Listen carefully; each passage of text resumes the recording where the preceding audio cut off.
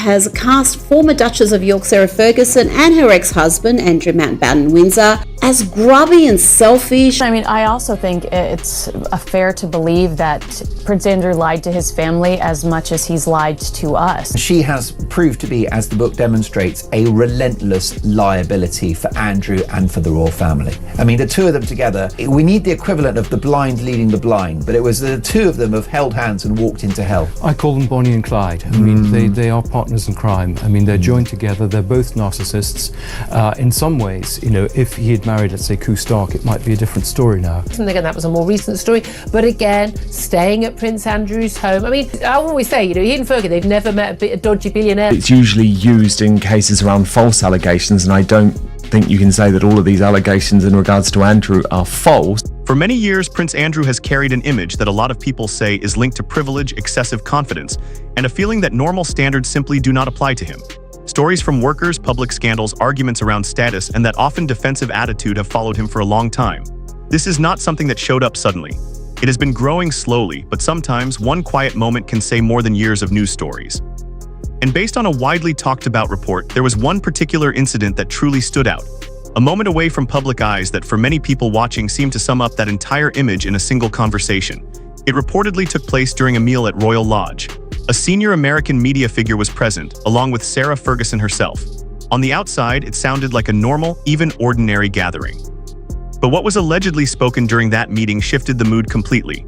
Welcome to Famex, where royal stories and drama get broken down step by step, and trust me, you absolutely do not want to miss what happens next. Subscribe now and stay with the channel for the freshest updates, bold claims, and endless royal news. When it comes to Prince Andrew specifically, he's a liability. He needs to be out of sight, out of mind. Because based on the report, Andrew made a statement that did not just come across as direct. It was described as deeply cutting, something that reportedly left the visitor surprised and uneasy. We will get to the actual words shortly because they carry weight, not just for what was spoken, but for what people believe they expose. This is not simply about one comment. It is about why that moment triggered such a powerful response, and why many royal followers say it fits into a much wider pattern that has been talked about for years. And importantly, this claim does not come from an unknown or unreliable source. There's so much that's coming out there, thousands and thousands of pages. But yes, it has come out that on at least 2 occasions. It was documented by Tina Brown in the Palace Papers.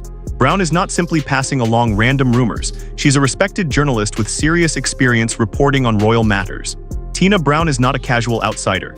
She has spent many years covering the royal family, speaking with people on the inside, and building a thorough understanding of how things operate behind the scenes. That is why accounts like this receive attention. They come from someone with genuine access and long-standing trust. In her telling of events, this moment took place in 2015 at Royal Lodge. Sarah Ferguson was hosting a midday meal with a US media figure. Everything appeared normal until Andrew reportedly walked into the room.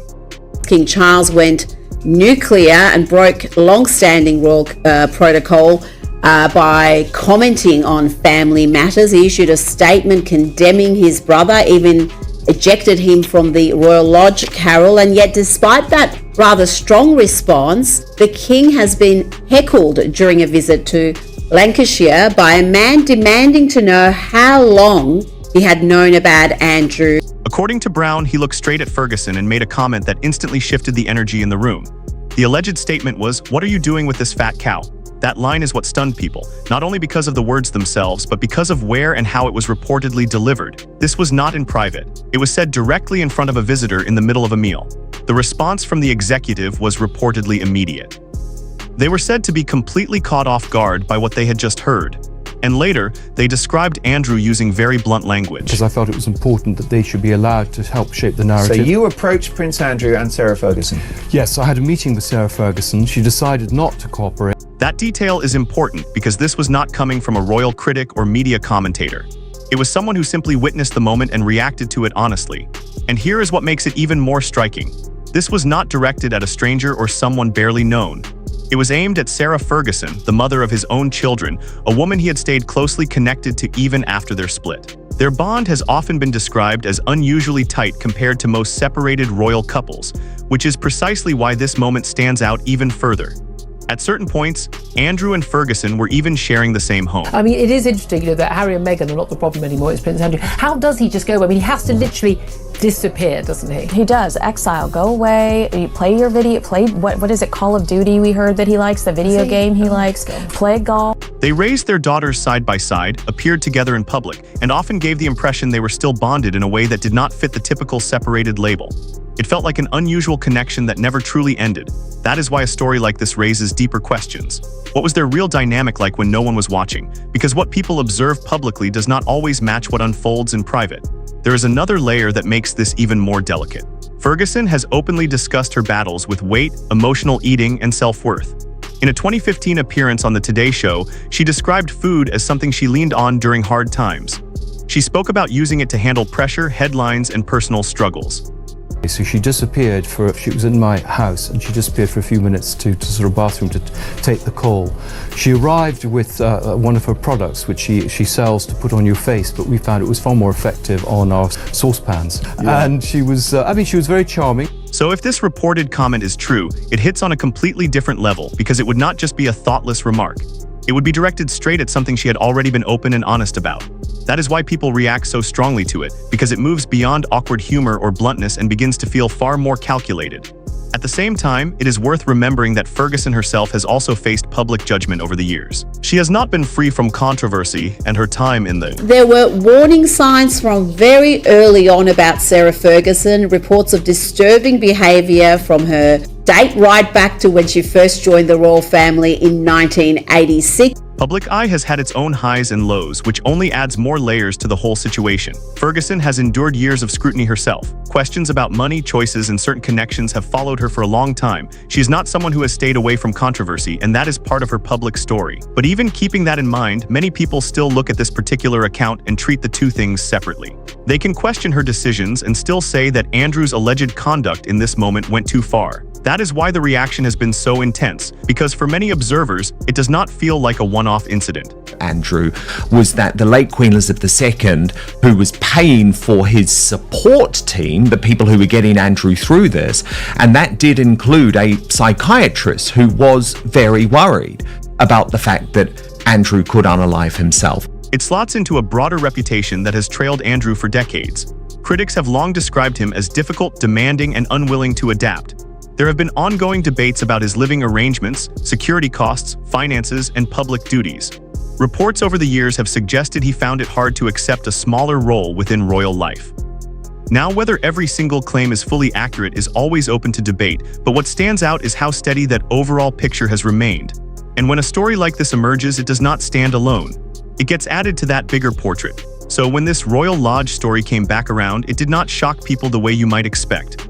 For many royal followers, it felt recognizable. And that is what made it hit harder, because one harsh comment on its own can be pushed aside as a weak moment or poor judgment. But when it lines up with years of similar criticism about attitude and conduct, people begin to see a pattern rather than an exception. Think about the setting again. A meal, a visitor present, a moment where you would expect warmth, politeness, and basic decency. But the allegation points to something very different. Instead of leaving a good impression, the moment reportedly turned into one of deep embarrassment. I think a lot of them were pretty appalled by the way that Prince Andrew and Sarah Ferguson had operated, had got away with it, had been protected by the palace. And I suppose I then got these senior diplomats. We know she and Andrew are both proven liars over their relationship. And that is why people respond so strongly, because that kind of conduct is not seen as boldness or humor. It lands in a completely different way, and this is where the broader picture truly begins to take form, because moments like this do not simply disappear. They linger. They become reference points. Every time a new story appears, people go back and link it to what they have already heard. That is how reputations are built over time, not from a single headline, but from a collection of moments that all seem to point in the same direction. And once that view is firmly set, it becomes very hard to undo. It also affects how future behavior gets interpreted. Even balanced or positive actions can be seen through a more doubtful lens. That is the lasting effect of stories like this. At the same time, there is another question people keep raising.